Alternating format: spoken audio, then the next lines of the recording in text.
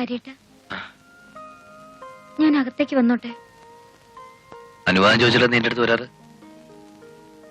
പിണക്കാണെങ്കിൽ നാണല്ലാണ്ട് ഇഷ്ടം കൂടി വരണ്ടാന്ന് വെച്ചിട്ടാ. പിന്നെ ഇപ്പൊ വന്നതോ? പിണക്കല്ലാന്ന് മനസ്സിലായോണ്ട്. എന്നെ തല്ലിയത് വലിയ വിഷമായല്ലേ? ആര് പറഞ്ഞു? എനിക്കറിയാം. അതല്ലേ എന്നെ സന്തോഷിപ്പിക്കാൻ പാട്ട് പാടിയത്. ഇത്രേ ഉള്ളൂ ഈ ആള്. ദേഷ്യം വരുമ്പോ എന്തെങ്കിലും പറയും പ്രവർത്തിക്കും ചെയ്യും, എന്നിട്ട് വിഷമിക്കും.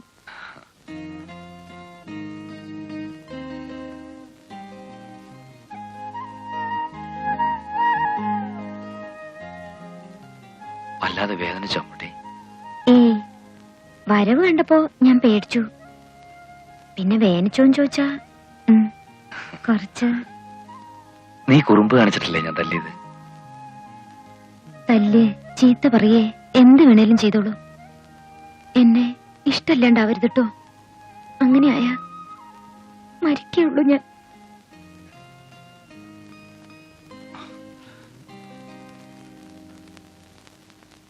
ഹരിയേട്ടാ, അമ്മാമ്മയോട് പറ. എന്ത്? നമ്മുടെ കാര്യം ഇനി എന്തിനെങ്കിലും നീട്ടിക്കൊണ്ടോണത്? നിനക്കെന്താ അത്ര ധൃതി? ധൃതിയൊന്നുമില്ല, പേടിയാ. അല്ലെങ്കിൽ ഹരിയേട്ടൻ എന്നെ മറക്കും. ചിലരൊക്കെ ഒരുങ്ങി പുറപ്പെട്ടിട്ടുണ്ടല്ലോ.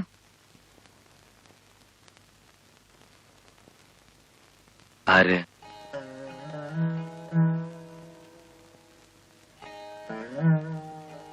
എന്തിനാ ഞാൻ പറയണേ? അല്ലാണ്ട് അറിയാലോ.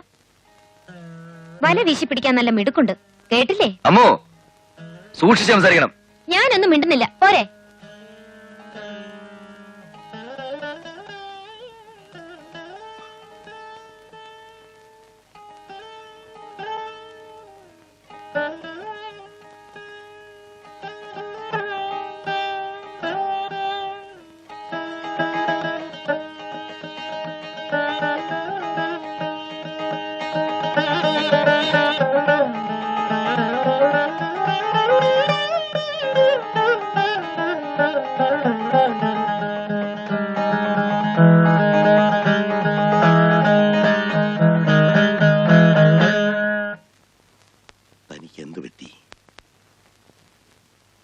ഒന്നുമില്ല. ഈയിടത്താൻ എന്നും വിഷാദരാഗങ്ങളെ വായിക്കാറുള്ളൂ. വായിക്കുമ്പോ താൻ അത് അനുഭവിക്കുകയും ചെയ്യുന്നു. ഒന്നുമില്ലെന്ന് പറഞ്ഞില്ലേ? എന്നിൽ നിന്നൊന്നും മറച്ചു പിടിക്കാൻ തനിക്ക് കഴിയില്ല. ഒരു കണ്ണാടിക്കൂട്ടിൽ എന്നോണം തന്റെ മനസ്സെനിക്ക് കാണാം.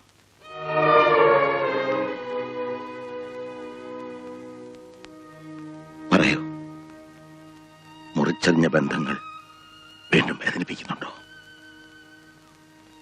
എന്താണെന്നറിയില്ല. മനസ്സ് കാർമൂടിയ ആകാശം പോലെ. നമുക്ക് മുകളിൽ എന്തോ ദുരന്തങ്ങൾ ഉരുണ്ടുകൂടുന്നത് പോലെ തോന്നുന്നു. നടുക്കടലിൽ ഒരു കളിവഞ്ചിയിൽ ഒറ്റപ്പെട്ടതുപോലെ. എവിടെയായാലും താൻ ഒറ്റയ്ക്കായിരിക്കില്ല. ജീവിതം ഉണ്ടെങ്കിൽ നാം ഒരുമിച്ചായിരിക്കും. മരണത്തിലും ഞാനുണ്ടാവും കൂടെ. വരൂ. ഇവിടെ ഇങ്ങനെ അടച്ചുമൂടിയിരുന്നിട്ടാ ഞാനാണെങ്കിൽ എഴുത്തിലും. ഉടനെ നമ്മളൊരു യാത്ര പോകുന്നു. ഹരിയെയും അമ്മൂനെയും കൂടെ വിളിക്കാം. കാർമേഹമൊക്കെ അപ്പൊ താനേ ഒഴിയും. എങ്ങോട്ടാണ്? തീരുമാനിച്ചോളൂ.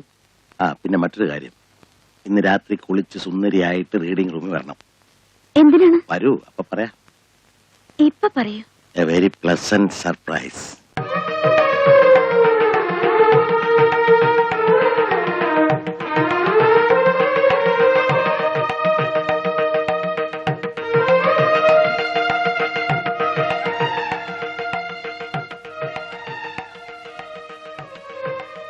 എന്താ, ധൃതിയായോ? ഇനിയും ക്ഷമിക്കാൻ വയ്യ. എന്താണ് പറയുന്നേ? വരൂ.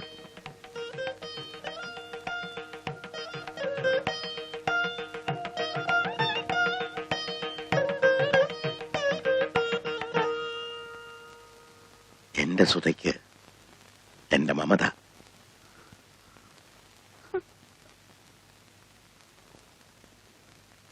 ഈശ്വര, എഴുതി കഴിഞ്ഞു. ഇത് ഞാനാണോ വാങ്ങേണ്ടത്? നീ മാത്രമാണ്, മറ്റാർക്കും അതിനുള്ള അർഹതയില്ല.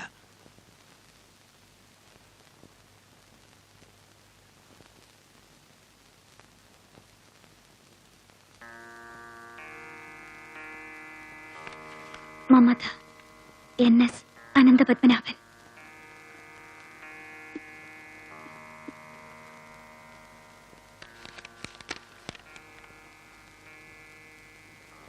ജീവിതത്തിനും സാഹിത്യത്തിനും എനിക്ക് പ്രചോദനമായ എന്റെ ജീവന്റെ ജീവനായ ഒരു കൂത്താടി പെണ്ണിന്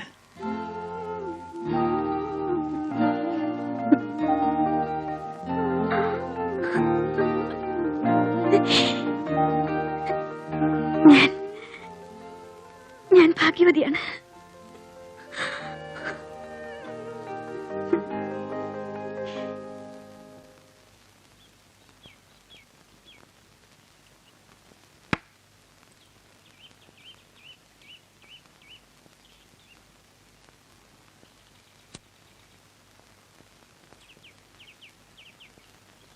അപ്പൊ നമുക്ക് എങ്ങോട്ടാ പോകേണ്ടത്? അത്ര ദൂരെ ആയിക്കോട്ടല്ലേ? ഒരു 10-15 ദിവസം. എന്താ ആരും ഒരു സജഷനും പറയാത്തത്? എങ്ങോട്ടായാലും എനിക്ക് വിരോധമില്ല. ആർക്കും ഒരു താല്പര്യമില്ലാത്ത പോലെ. അമ്മയോടെ അവളെ വിളിച്ചില്ലേ? ഞാൻ പറഞ്ഞിരുന്നു. നിങ്ങൾക്കൊക്കെ എന്താ പറ്റിയത്? സാറേ, ഇയാളുടെ കാര്യം ഒന്ന് മനസ്സിൽ ആലോചിച്ചതേ ഉള്ളൂ, ആളെത്തി. ചൂടാവരുത്. ഞാനൊരു കാര്യം പറയാം. ഞാൻ ഇങ്ങോട്ടായിട്ട് വന്നതല്ല. ദേ, എന്റെ ഒരു ബന്ധു, ഒരു ചെറിയ അമ്മായിയുടെ മകൻ ഈ ഊട്ടിയിൽ ഇവിടെ തണുത്ത് വിറച്ച് താമസിക്കുന്നുണ്ട്. മൂപ്പരെ ഒന്ന് കാണാൻ വന്നതാ. അവിടെ വരെ വരിക, എന്നിട്ട് അവിടെ കിടന്ന് കറങ്ങുക, എന്നിട്ട് അത് ആരെങ്കിലും NS-നോട് വന്ന് പറയുക. പോരെ പൂരം. പിന്നെ പരിവായി വഴക്കായി. വേണ്ട, നേരെ ഇങ്ങോട്ട് പോന്നു. നോണ പറയരുത് ചന്ദനായരെ. നോണയല്ല NS, സത്യാണ്. നോണ പറയണെങ്കിൽ സാധാരണ മനുഷ്യന്റെ മുഖത്തൊരു കള്ളപ്പുഞ്ചിരി ഉണ്ടാവൂലോ. ദേ പിടിക്ക്, നോക്കിക്കോ. ഇന്നലെ വരെ ഇല്ലാത്തൊരു ബന്ധു ആരാടൂ തനിക്കിവിടെ? ഊട്ടിയിൽ ഏത് ഭാഗത്താ? എന്ത് പറഞ്ഞാലും പിടിക്കും എന്റെ ഈശ്വരാ. സത്യം പറ, അവൻ എത്ര അധ്യായം എഴുതി അറിയാൻ വേണ്ടി വന്നല്ലേ? NS അവിടെ ഇരുന്നിട്ട് ഇരിക്കപ്പുറത്ത് കിട്ടണില്ല, അതുകൊണ്ട് ഇങ്ങോട്ട് പോന്നതാ. എന്നാ ഇനി സമാധാനമായിട്ടിരുന്നു. എല്ലാ പത്രങ്ങൾക്കും പരസ്യവും കൊടുത്തു. NS-ന്റെ ഏറ്റവും നല്ല കൃതിയായിരിക്കും ഇത്. എത്രയായി?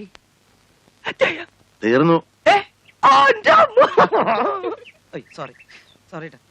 വരുന്നത് തെറ്റേ. ഞാൻ എന്തായാലും കെട്ടിപ്പിടിക്കും. കെട്ടിപ്പിടിച്ചിട്ട് ഇപ്പൊ ഈ രാജ്യത്ത് വലിയ കുഴപ്പമൊന്നും ഉണ്ടായിട്ടില്ല. ഒരു കുപ്പി മേടിച്ചിട്ട് നമുക്ക് കാറ്റാണ്. ചങ്കി ചങ്കി ചങ്കി ചങ്കി.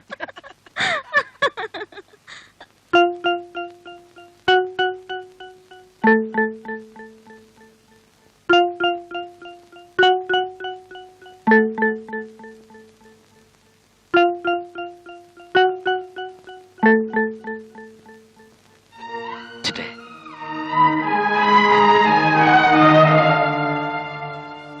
എന്നെ ഒഴിവാക്കാണല്ലേ? ഒഴിവാക്കിയോ? എന്തിന്? പിന്നെന്താ ഈ അകൽച്ച?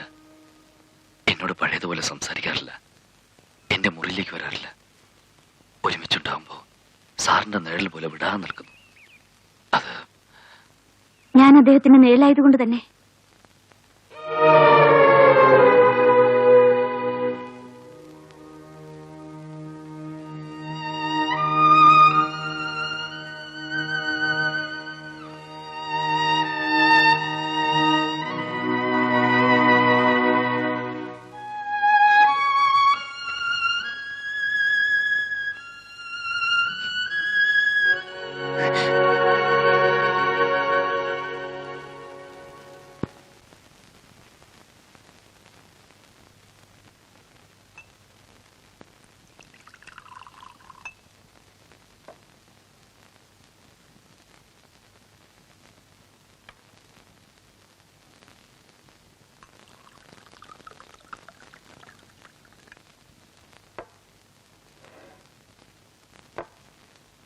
മലയാള സാഹിത്യ ലോകത്ത് NS-ന്റെ ഒപ്പം നിൽക്കാൻ ഇവിടെ ആരുണ്ട്? ആരുമില്ല. ആരുമില്ല. പക്ഷെ എന്റെ മുകളിൽ നിൽക്കുന്നവരോട് ധാരാളമുണ്ട്. എങ്ങനെ എങ്ങനെ? അല്ല, എന്നൊക്കെ കഴിവുള്ളവരോട് ധാരാളം ഉണ്ടെന്ന് പറയായിരുന്നു. തോന്നല. ആനയ്ക്ക് ആനയുടെ വലിപ്പറിയില്ല. അറിയാം. എങ്ങനെ? ഒരാനയ്ക്ക് അടുത്ത് നിൽക്കുന്ന ആനയുടെ വലിപ്പം പറഞ്ഞൂടെ? അറിയാൻ പറ്റും. അടുത്ത് നിൽക്കുന്ന ആനയ്ക്ക് ഈ ആനയുടെ വലിപ്പം പറഞ്ഞൂടെ? ചിലപ്പോ. ആ അതാ പറഞ്ഞത്, ആനയ്ക്ക് ആനയുടെ വലിപ്പം അറിയാം. എങ്ങനെ മരുന്നെടുക്കോ? ഇല്ല, കുറച്ച്. ഞാൻ കഴിക്കില്ല. ഓ, പാട്ടുകാര് കഴിക്കാൻ പാടില്ല, കഴിച്ചാ പോയില്ലേ? ആ എന്നാ കുട്ടനൊരു പാട്ട് പാടിക്കേ. വാതാപി ഗണപതി തകിൻ ജഗഞ്ചേ. ഈ ചന്തുമാമൻ എന്നറിയട്ടെ നിന്റെ കൊച്ചുമിടുക്ക്. പിന്നെ ഒരിക്കലാകട്ടെ, എനിക്ക് തൊണ്ടയ്ക്കെല്ലാം സുഖമില്ല. ആ തൊണ്ടയ്ക്ക് സുഖമില്ലെങ്കിൽ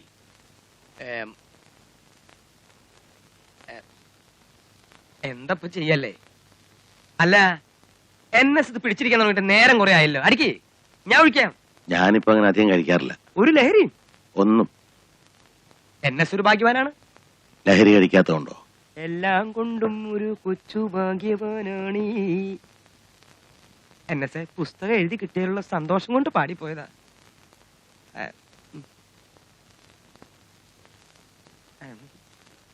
വരുന്നത് വരട്ടെ, ഞാൻ കുടിക്കാൻ പോവാ. പിന്നെ